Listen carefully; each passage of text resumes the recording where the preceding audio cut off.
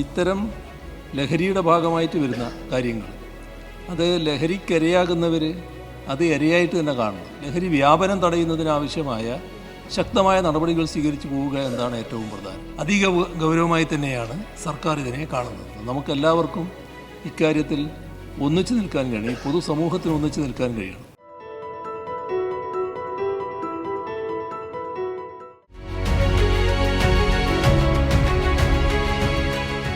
യാതൊരു പരിശോധനയും ഉണ്ടാകില്ല എന്ന ധൈര്യത്തിലാണ് മയക്കുമരുന്ന് മാഫിയ ഹോസ്റ്റലുകൾ താവളമാക്കുന്നത്. ഹോസ്റ്റൽ മുറികളിൽ ചുമതലപ്പെട്ട അധ്യാപകരോ PTA പരിശോധന നടത്തുമെന്നില്ല.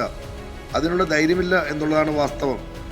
അധ്യാപകരും PTA ഉൾപ്പെടുന്ന ജാഗ്രതാ സമിതി രൂപീകരിച്ച് പോലീസ് എക്സൈസ് ഉദ്യോഗസ്ഥരുടെ പരിശോധന ഹോസ്റ്റലിൽ നടത്തുന്നതിനുള്ള നടപടികൾ സ്വീകരിക്കുമോ? സർ, ഇത് ഗൗരവമായ ഒരു വിഷയമാണ്. ഇപ്പോഴത്തെ കാലത്ത് നമ്മുടെ സംസ്ഥാനത്ത് അതീവ ഗൗരവമായിട്ട് മാറിക്കൊണ്ടിരിക്കുകയാണ്. അപ്പോൾ തടയുന്നതിനാവശ്യമായ ശക്തമായ നടപടികൾ സ്വീകരിച്ചു പോകേണ്ടതായിട്ടുണ്ട്. പൊതുസമൂഹത്തെ വലിയ തോതിൽ ഇതിൽ അണിനിരത്തേണ്ടതായിട്ടുണ്ട്.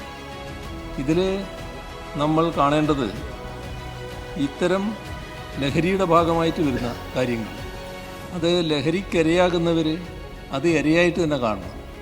അതിന് മറ്റ് ചിത്രങ്ങൾ നമ്മൾ കൊടുക്കാൻ പുറപ്പെടേണ്ടതില്ല എന്നാണ് എനിക്ക് തോന്നുന്നത്. നമുക്കെല്ലാവർക്കും ഇക്കാര്യത്തിൽ ഒന്നിച്ചു നിൽക്കാൻ കഴിയും, പൊതുസമൂഹത്തിന് ഒന്നിച്ചു നിൽക്കാൻ കഴിയണം.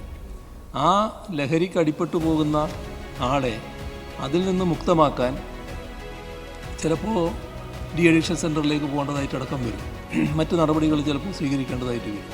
ഏതായാലും അത് മുക്തമാക്കുക എന്നുള്ളതിനോടൊപ്പം ലഹരി തടയുന്നതിനാവശ്യമായ, ലഹരി വ്യാപനം തടയുന്നതിനാവശ്യമായ ശക്തമായ നടപടികൾ സ്വീകരിച്ചു പോവുക എന്നതാണ് ഏറ്റവും പ്രധാനം.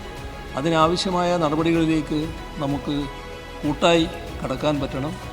എല്ലാ രാഷ്ട്രീയ പ്രസ്ഥാനങ്ങളും സാമൂഹ്യ സാംസ്കാരിക പ്രസ്ഥാനങ്ങളുമെല്ലാം ഈ കാര്യത്തിൽ ഒരേ മനസ്സോടെ നീങ്ങേണ്ട ഒരു ഘട്ടം വന്നിരിക്കുകയാണ്. അധിക ഗൗരവമായി തന്നെയാണ് സർക്കാർ ഇതിനെ കാണുന്നത്.